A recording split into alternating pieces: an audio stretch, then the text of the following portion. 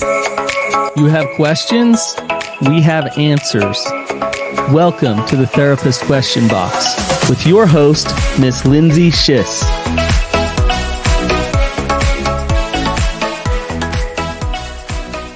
Welcome back to another episode of the Therapist Question Box, where we are not afraid to ask anything. So ask away. Today I have with me Brannon Patrick, who is a therapist and also a father. And we will be talking about the wide world of teenagers. So Brannon, I feel like you're an expert in this. Not only are you a dad, but you're also a therapist. So got your fair share of teenage stuff. My daughter turned 16 like 5 days ago. So okay. Happy birthday to her. I have teenagers, yes. Yes. And one of them drives now, which is amazing. So. And I was going to say, that's one of the brilliant parts of having a teenager, right? Changes your life. Yeah, that's awesome. Yeah. Good. So today we're going to be discussing the wide world of teenagers. Really, growing up is tough, not just for teens, but also for parents. And really, we have a listener question that's talking about how we can tell if our teens' behavior is normal and just a normal part of growing up, or if it's something that we need to be concerned about. So Brannon, thanks for being here. Let's just dive right into the question. Let's do it. Okay. The question is, my 15-year-old daughter has stopped talking to me. Everybody says that's normal, but I'm really struggling with it. I think she might be depressed. She spends most of her time in her room. She'll sometimes come out for dinner, but never to watch TV with the family or play games or anything like that. And when we have a family activity, she usually refuses to attend. Maybe it would feel better if she was spending a lot of time with friends, but she's mostly alone online or on her computer in her room. I feel like she needs face-to-face connection to other humans, and I'm very worried about her. Is this normal, and should I just accept it, or is there something I can do? So give us your thoughts. Yeah. So there's a lot of red flags for me going on with that question. So I'm really happy that she's asking the question.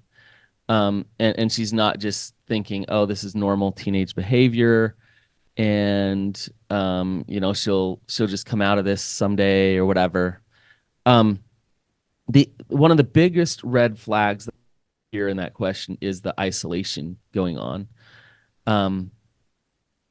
There's a reason for that, and that's not normal teenage behavior. So teenagers can isolate. They can, my son loves to like climb up in our loft and hide and read his books or whatever. Mm-hmm. But he also likes to do things. He likes to get out, do things. He likes to be adventurous, come talk to me, whatever. If they are just isolating, that's a sign of depression, or a sign of something else, a sign that maybe they have some secrets that they don't want people to know. They feel unlovable as they are, but it's a sign of something. So addressing that is important to try to understand what it's about and why it's happening. Okay. So really the isolation, it sounds like, is the key here that feels concerning to you. Mm-hmm. Okay. So then what does a mom like this, what does our listener do? I mean, you can tell she's afraid. It sounds like this child is kind of closed off. So what would you suggest would be some things that she could do? So some of the stuff like she's not talking to me, that can be some normal teenage stuff depending on how long it goes on. But I'm going to say something that might be a little bit hard to hear. Oftentimes, I know all of our kids are different and they're complicated beings and they respond differently with their emotions. Some shut down, some get aggressive, so all the things. And they're trying to figure out how to manage and cope with life and what works for them. And sometimes they find these maladaptive behaviors that feels like it works for them. And so they'll double down and they'll do more of it. And as parents, as we watch that happen, it's like, like, I know this isn't going to work for you in your life. Mm-hmm. This isn't awesome. Isolating, not talking things out. But here's the thing that's hard to hear. A lot of times when a teenager goes to these maladaptive behaviors, it's because they don't feel like they can get healthy connection and attachment from a parent. So a Mm, lot of times it's the parent that needs to look at themselves and say, okay, what is it about me with this child that I am not a safe person? And how can I do my own work so that I can show up for them in a place of healthy boundaries, love, empathy, and connection, safety for them? mm. Um, so a lot of times when an adolescent comes into therapy, the parents bringing the adolescent in and saying, "Fix them here, like they're a problem. They've shut down." And as you dig in with that adolescent, which can be very hard to do sometimes, um, it comes out that, whoa, there is some things breaking down in that relationship with the parent, and the parent needs to work on some things to actually help their adolescent through this time of learning and growth. Oh gosh, as you say that, I think, man, I there are so many of us I think that can relate to that. And ironically, so much of the answers, right, are turn around and look in the mirror. Like look at Yeah, yourself instead of looking at the person, right? And right. what's the work we need to do? It actually makes me think of Inside Out too. Have you seen that show? I just saw it. I loved it. I thought they did a great job. I agree with you. And it makes me think of the part where the mom comes in and she's talking to the daughter, and you can see the daughter, she starts out, Uh-huh. everything's fine, and then she freaks out and she has, and all the mom's parts are kind of firing, the daughter's parts are firing. So really, as a parent, how do you manage your own self when you're feeling attacked, ignored? There's a lot of things, right? As you said, the kid may not feel safe. They may not feel like they have a place of connection, of warmth, of unconditional love. But also as a parent, like we're definitely human too, right? We have these experiences and it feels rejecting often.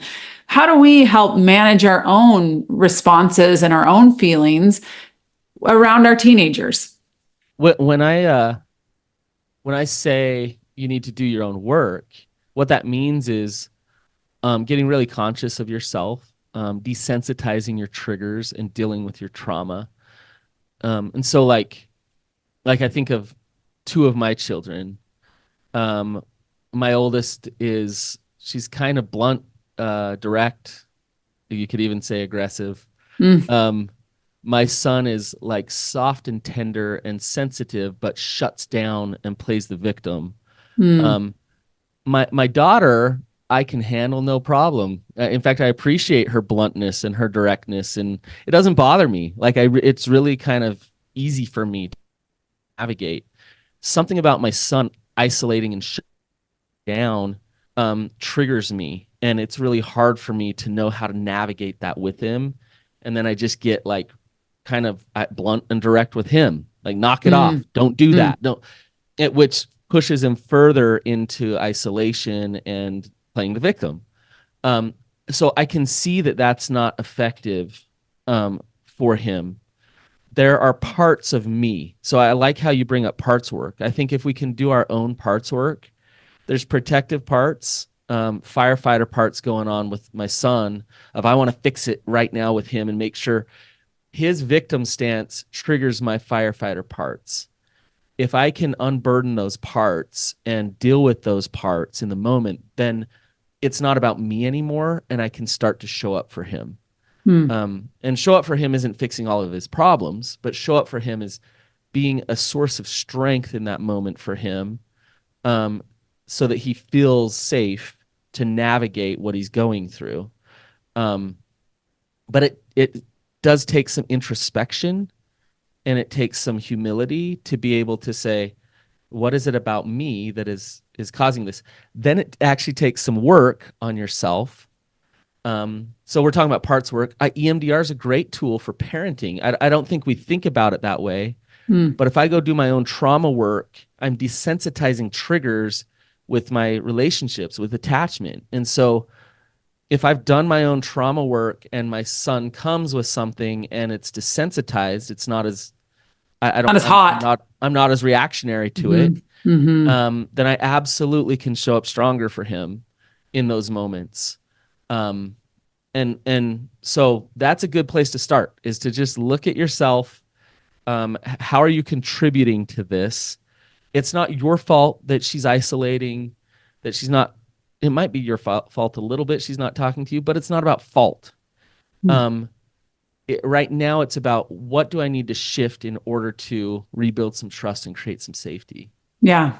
That thought of what do I need to shift inside of me and how do I need to become more regulated? I will say in my own parenting, I have my oldest daughter is 19 and going through the teenage years was shocking to me. I thought, I'm the one that likes to be with the teenagers and I felt like I'm friends with them. What and, is there not to like about you? Right, I mean, right. I mean, come on. I mean, your teenagers were so lucky. Well, that's what I thought until I had my own teenagers, right? I thought, oh my gosh, I'm going to kill this thing with teenagers. Like these are my people, right? Right. So when I had my own teenager and she was like, get away from me. And, she may not have really said that, but that's really what it felt like to me. It felt super rejecting. And so I had my own pain around feeling rejected. And it's interesting because I can look at it from a therapist perspective and say, well, she's just doing her job of individuating. Right. But as a mom, it's super painful. I mean, it felt like I went from being the best thing ever to she can't stand the way I chew. I don't know if that's really what it was, but it's what it felt like, Right. So it is rejecting in some ways. And I think it's really important that we recognize that parents aren't just robots, that this is a hard phase for parents to experience. But also, Lindsay, that rejection will be exacerbated by your trauma, right? By your own shame and your own trauma. So if she's like, ew, look how you're chewing. Depending on what you've experienced in your life, that's going to really hurt, or it's going to be like, all right, she's a teenager who can't stand how I chew. Like she'll grow out of this. And if it really, really is affecting you, then I think that's a good opportunity for you to look at that and say, okay, like, where is this coming from for me? Why is this so? Your teenager is a great teacher to you. Oh, it's so true. Right. And so then what do I need to look at here to deal with in my own life so that I don't get so triggered by them? I'm not saying they're not annoying. I'm not saying it's not frustrating. Teenagers in many ways suck, but they're awesome. Yes, I agree with that. Both. It's okay to be annoyed. It's okay to be frustrated. We don't have to do like deep psychotherapy on yourself for things like that. But if you're seeing patterns over and over again and you're not getting anywhere with them, then it is time for you to look at this and say, okay, what is it about me? Because that's what's under my control. Okay, but isn't it sometimes also not personal? Like, can I look at it and say, yes, there are things in my control, but there are also just things developmentally. I will say when I've talked to friends about this, it's been so helpful just to have them normalize. Like, oh yeah, that totally has happened to me. It makes sense. That's what my daughter did the same thing. I promise they come back and they don't hate everything you do. So I agree with what you're saying. Like we've got to look inside, but also just kind of normalizing that parenting teenagers is hard and that it can feel rejecting at times too. Well, I think we need to be very careful with what we're talking about here. Like, what is the expectation? The expectation isn't I go deal with all my own stuff and then me and my teenager have a perfect relationship. Yes. They're still dealing with stuff. They're still pushing boundaries. They're still shutting down. And there's still sadness on your part and frustration and all those things. But it's about how you navigate it that matters. Expect some tumultuous stuff to happen while they're in those years. That's okay. That's part of the process. So yeah, it's normal to be in this process. I think that's important to say. And I like what you said there is that it's not just when we do our own work, when we look at our own shame and our pain and our triggers, that all of a sudden they're just going to snap out and be fantastic and wonderful humans. They're still teenagers. That's still going to be happening, right? You don't sit around and sing Kumbaya. Like you got to take away the video games once in a while. It's still happening, right? So, but we're able to maybe regulate ourselves a little better, right? Right. So from our listener's question, I want to go back to what she said, because you said, I'd be concerned about this because of the isolation and really distancing herself from, it sounds like a lot of connection. What would you say is normal teenage? Like what's normal? What could you say? Okay, this one feels concerning because of the the things our listener said that are concerning. But what would you say is just normal differentiation and really separating and doing the job of teenagehood that might feel still concerning to parents? Yeah, normal differentiation are things like, um, friends become more important than family. Friends are prioritized. I need to hang out. I need a friend group. I want to connect to my friends, and parents and family are there more for like convenience to make sure that I can do those things. Um, so it's normal to feel used some. Mm-hmm. Um, also, volatile emotions is normal. Hormones are changing and shifting, and so sometimes emotions don't make much sense, and that's normal. So, to be able to roll with that and help your teenager regulate their emotions and notice them, and that's all good stuff. But expect the tumultuousness of the emotions to happen. Um, Okay. it's normal for them to not um, be very good at coping or managing emotions. So, Mm, uh, the just like all human beings, they'll they'll want to shut down, they'll want to numb out, um, and be unhealthy in those ways. We all go for the quick fix dopamine, rather than like most teenagers don't go journal out their feelings and their right. emotions. um, Wouldn't that be nice? although my By the way, daughter, a lot of us don't either, right? yeah, Yeah. exactly. Yeah. My daughter, she can go nuclear at times. Just Mm, get um, big. but it's awesome because she did a class on emotions, and the other day she got really mad, and I could see it coming and it was gonna explode, and she's like, I gotta go play the piano right now. Mm, And I was like, yes, that's awesome, go bust it out on the piano, like move some energy. And so to praise her for that, of good job regulating, good job identifying your emotions. And she was screaming at me, I gotta yeah. go play the piano right now. um, but that's normal for her to Yeah. be emotional. Right. So And in yeah. what I'm hearing is you didn't shame her. It wasn't like, "Oh my gosh, get yourself in check, figure it out, girl. Like look at you. You're Or losing your crap." It's like, "Actually, congratulations. You noticed it and you're doing something about it." So, I think when yeah. you're saying that, I think, okay, we don't shame them either for having big emotions because that's part of the deal. Oh, that's one of the, I think, really important for parents to understand. You actually do the opposite. Wow, look how you're responding. Do you notice what you're thinking? And you don't want to, sound like you're like patronizing them, but like, whoa, like you're feeling pretty mad right now. I can see why you'd feel mad about that. That makes Hmm. sense. What do you want to do with that? You hand that back over to them, and let them figure it out, but you let them know it's absolutely okay to feel whatever you're feeling.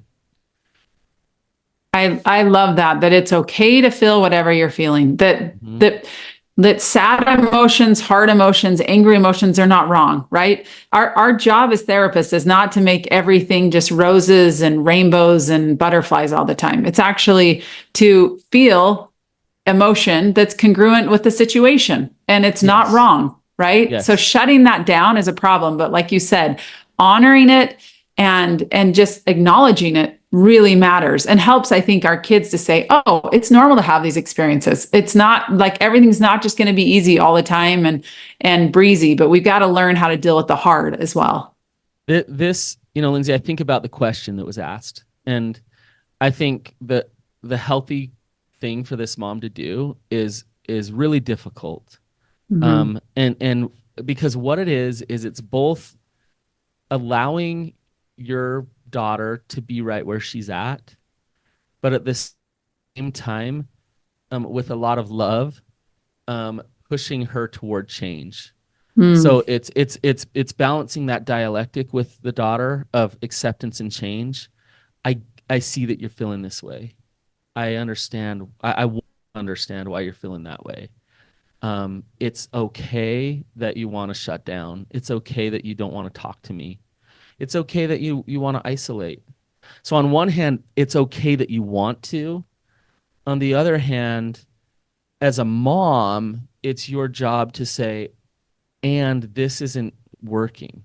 Mm-hmm. So we have to try some new ways. And I'll give you some options, some things that we can do, because I want to hand the power back to them.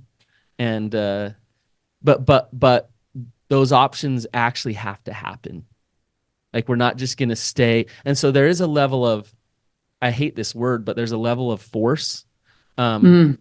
or structure, or we can call it healthy structure from the parent to say, you know what, like I need you to go to therapy every week. And if you go sit with that therapist and don't say anything, great, you're going to therapy every week.